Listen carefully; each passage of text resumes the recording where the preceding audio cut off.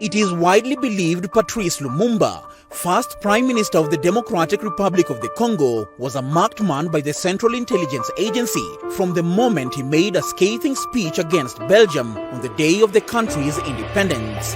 However, contrary to popular belief, Lumumba was on the CIA's radar long before the country's independence. His name had appeared in CIA reports as a radical, and the CIA were tracking him and the politics in the Congo from the late 1950s during Lumumba's meteoric rise to the national stage. Lumumba was ideologically an African nationalist and Pan-Africanist, and since he played a significant role in the transformation of the Congo from a Belgian colony into an independent republic, he caught the attention of CIA head Alan Dulles very quickly. Now, this guy was no joke. He oversaw the 1953 Iranian coup d'etat, the 1954 Guatemalan coup, the Lockheed U-2 aircraft program, the Project MK Ultra mind control program, and the Bay of Pigs invasion. And now, he was turning all his attention to Lumumba. Declassified CIA documents revealed the American government's desire to get rid of him even before the country's independence, and the director of the CIA had called him an African Fidel Castro. On September 19, 1960, 7 months before the assassination, the Central Intelligence Agency's station chief in Leopoldville, now Kinshasa, received a message through a top-secret channel from his supervisors in Washington. Someone from headquarters was to land in the country from Paris with instructions for an urgent undercover mission. No further details were provided. Utmost secrecy was insisted upon, and the station chief was cautioned not to discuss the message with anyone.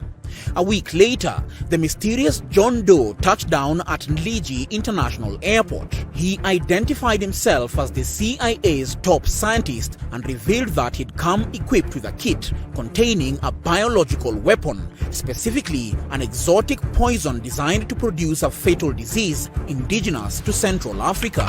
He informed the station chief the lethal substance was meant for none other than Patrice Lumumba, the Pan-African radical, who, if the CIA had their way, was to become the shortest-serving Prime Minister of independent Congo. The plan was to find a way to somehow slip the poison into Lumumba's food, or perhaps into his toothpaste. Pointing out that assassination by poison was not exactly a common CIA tactic, the station chief asked who had authorized the mission, to which the scientist replied that the license to kill order had come from the highest authority, from Dwight D. Eisenhower, President of the United States. As fate would have it, the poison was never administered, not for any moral reason, but because the plan could have easily implicated the US government. A different plan had to be hatched. The idea was to try to create some distance between the US government and the planned assassination. If murder ordered by the United States government and carried out by a CIA-hired scientist had been acceptable, then murder carried out by Lumumba's Congolese opponents with the help of British and Belgian mercenaries was not going to offend anyone's sensibilities. The overall program was one of the largest in CIA history, and it comprised activities dealing with regime change, political action, propaganda through denouncing Lumumba as a commie, and staging mobs, riots and protests against him. 6 months after independence, the mineral-rich province of Katanga seceded under the leadership of Moise Tshombe, who enjoyed the support of Belgians. The central government, through Lumumba, sought to crush the rebellion, but was denied Western support when he requested it. He later turned instead to the Soviet Union, who supplied him with modern weapons, ammunition, and military advisors. Historians believe this move, in a single swoop, opened a new front in the Cold War. Western officials worried that through Lumumba, the Soviet Union would gain a foothold in Central Africa and access to mineral resources including uranium ore, some of which had been used in the atomic bomb detonated over Hiroshima and Nagasaki. Rather than his Independence Day speech, it may have been this appeal to the Soviet Union that ultimately became Lumumba's death warrant. The involvement of Moscow worried officials in Washington who believed Lumumba was intent on turning the Congo into an African Cuba. With Lumumba painted as a pro-Soviet radical, the Americans and their allies persuaded Joseph Mobutu, now the #2 man in the army, to take control. Lumumba was toppled as prime minister after only a few months in power.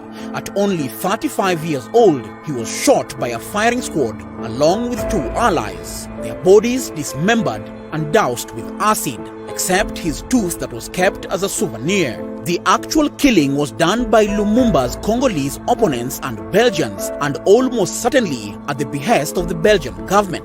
They hated him even more than the Americans and the British.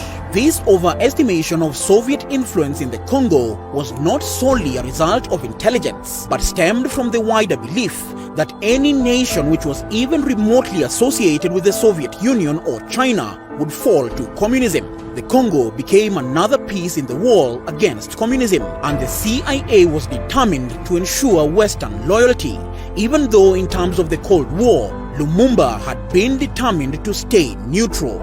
He is remembered as an enduring Pan-African hero. Congolese have been massacred by white people in the Congo for years and years and years. And if the shoe is now on the other foot, only thing I can say is it's like chickens that always come back home to roost. Do you personally feel, though, that there's some shame or involvement here or some guilt associated with the killing of other human beings? I think that the white people should be ashamed of the deplorable situation that has been existing in the Congo, which is not the fault of the Congolese, but which is the result of instigation by European powers who are fighting each other over the mineral wealth of the Congo. And now to make it appear that the Congolese themselves are criminals or brutes because they're reacting to these injustices that they've been victimized by is again ducking the question. Shambi is the murderer of Lumumba, who was the rightful prime minister of the Congo. Shambi is the man whose forces fought against the United Nations forces and against the United States, and despite this criminal past of Shambi, now the United States is backing Shambi, who has hired South African mercenaries, who are hired killers to disrupt the peaceful efforts of the freedom fighters from Stanleyville to make the type of country there that they want. And it is this American support of Shambi, actually, that's at the root of the whole problem.